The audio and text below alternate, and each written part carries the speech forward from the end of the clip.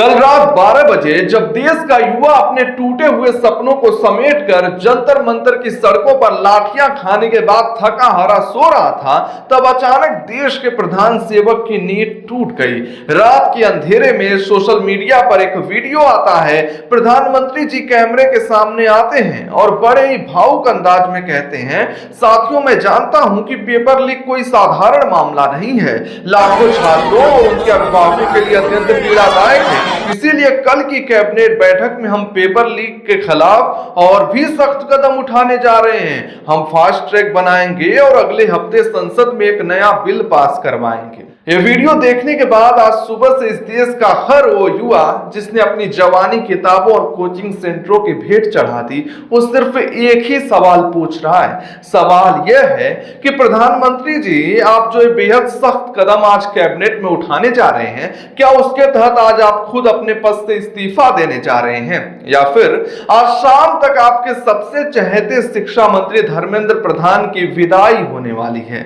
अगर आज इन दोनों में से किसी का इस्तीफा नहीं हो रहा, तो मेरे देश के 7.5 करोड़ छात्रों, आप यह पक्के तौर पर समझ लीजिए कि कल रात जो वीडियो आपने देखा वो आपकी आंखों में धूल झोंकने वाला इस सदी का सबसे बड़ा महाजुमला था। एक ऐसा नाटक जिसे केवल और केवल आपकी सहानुभूति बटोरने और अपनी कुर्सी बचाने के लिए रचा गया है।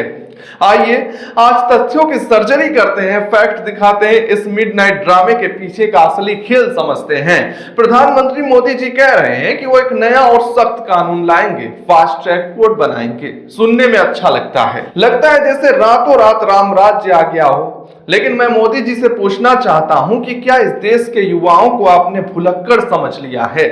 फरवरी 2024 में, जी हां, साल 2024 फरवरी में आप ही की सरकार ने संसद के दोनों सदनों में ढोल नगाड़े बजाकर एक कानून पास कराया था। उसका नाम क्या था? The public examination prevention of unfair means act 2024। 21 जून 2024 को इसे पूरे देश में लागू भी कर दिया गया।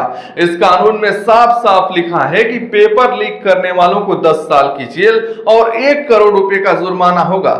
तो मोदी जी, मेरा सवाल सीधा है, जब आपके पास 10 साल की सजा वाला कानून पहले से मौजूद है, जब आपके पास पूरा तंत्र है, तो ये नीट का पेपर 40 लाख रुपए में कैसे बिक गया? और जब आपका खुद का बनाया हुआ कानून फेल हो गया, माफियाओं ने उस कानून की धज्जियां उड़ा दी, तो अब आप नया कानून और फास्ट ट्रैक कोर्ट का एक नया झुंझुना लेकर क्यों आ गए हैं? क्या यह सिर्फ अपनी नाकामी, अपने निकम्मेपन और शिक्षा विभाग के कथित भ्रष्टाचार को छिपाने की एक सस्ती पीआर स्टंट नहीं है? असलियत यह है कि कानून पहले भी था, कानून आज भी है, लेकिन उन कानूनों को लागू करने वाली नीयत इस सरकार के पास कभी थी ही नहीं। अब आप सोचेंगे कि अगर ये सिर्फ जुमला है तो प्रधानमंत्री को आधी रात को वीडियो डालने की जरूरत क्या पड़ गई? वो तो आमतौर पर सब कुछ शांत होने का इंतजार करते हैं। इसका एक ही कारण है, खौफ, डर। यह डर है उस कॉकरोच जनता पार्टी जैसे व्यंग्यात्मक छात्र संगठनों का जो जंतर मंतर पर डेरा डाले बैठे हैं, उन लाखों छात्रों का जो बेबस हैं, कुछ नहीं कर सकते और पुलिस की लाठियों से भी पीछे हटने को तैयार नहीं है। और सबसे बड़ा डर है विपक्ष के नेता राहुल गांधी का। राहुल गांधी ने इस बार सड़क से लेकर संसद तक मोदी सरकार की नाक में दम कर दिया है। उन्होंने सरकार को उस मुकाम पर लाकर खड़ा कर दिया है जहां से भागने की कोई गली नहीं बची है। कल रात जैसे ही प्रधानमंत्री का वो इमोशनल वीडियो आया, राहुल गांधी ने तुरंत एक ऐसा करारा प्रहार किया जिसने सरकार के इस पूरे पीआर स्टंट की हवा निकाल दी। राहुल गांधी ने बिना किसी लाग लपेट के सीधे कहा, मिस्टर मोदी, हमारे छात्र शिक्षा मंत्री धर्मेंद्र प्रधान का इस्तीफा मांग रहे हैं। आधी रात को यह दयनीय वीडियो डालकर छात्रों की इंटेलिजेंस का अपमान मत कीजिए। नंबर 1 प्रधान को बर्खास्त कीजिए। बिल्कुल सही, राहुल गांधी ने ठीक वही बात कही है जो आज देश का हर युवा सोच रहा है। यह 152 पेपर लीक का मामला है साहब। पिछले 10 सालों में 7.5 करोड़ छात्रों की जिंदगियां तबाह हो गई हैं। अगर बात नैतिकता की है, अगर बात न्याय की है, तो प्रधानमंत्री जी, शिक्षा मंत्री धर्मेंद्र प्रधान आज भी अपनी कुर्सी से चिपके हुए क्यों हैं? ये वही धर्मेंद्र प्रधान है जिन्होंने पेपर लीक की खबरें आने के पहले ही दिन सीना ठोक कर टीवी पर कहा था कि कोई पेपर लीक नहीं हुआ है, ये सब झूठ है। बाद में जब बिहार और गुजरात से सबूतों के अंबार लग गए, जब पुलिस ने माफियाओं को पकड़ लिया, इन्हीं शिक्षा मंत्री को तब अपना थूक चाटना पड़ा और मानना पड़ा कि हाँ, कुछ गड़बड़ियां हुई हैं। तो जिस सिस्टम के मुखिया ने सबसे पहले देश से झूठ बोला, जिसने माफियाओं को कवर फायर देने की कोशिश की, उसे आपने बर्खास्त क्यों नहीं किया? क्या धर्मेंद्र प्रधान को बचाने के लिए फास्ट ट्रैक कोर्ट का जुमला छोड़ा गया है ताकि जनता का ध्यान इस्तीफे की मांग से हटकर फास्ट ट्रैक कोर्ट की बहसों में उलझ जाए? आप छोटी छोटी मछलियों को 10-12 दलालों को पकड़कर फास्ट ट्रैक कोर्ट में डाल देंगे और जो असली मगरमच्छ शिक्षा मंत्रालय और नेशनल टेस्टिंग एजेंसी में बैठे हैं उन्हें आप क्लीन चिट दे देंगे। यही है ना आपका सख्त कदम। दोस्तों, बात केवल धर्मेंद्र प्रधान की नहीं है, बात खुद प्रधानमंत्री की नैतिक जिम्मेदारी की है। मोदी जी कहते हैं कि उनके लिए छात्रों का भविष्य सबसे ऊपर है, लेकिन आंकड़े क्या कह रहे हैं?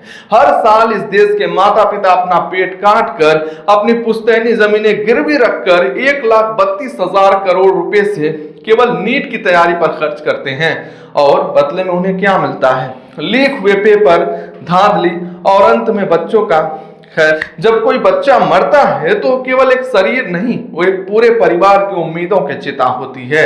उस चिता के राख पर खड़े होकर जब देश का प्रधानमंत्री कहता है कि हम फास्ट ट्रैक कोर्ट बनाएंगे, तो उन आंसुओं का सबसे भद्दा मजाक लगता है। अगर सच में घोर पाप हुआ है तो उस पाप का प्रायश्चित कौन करेगा?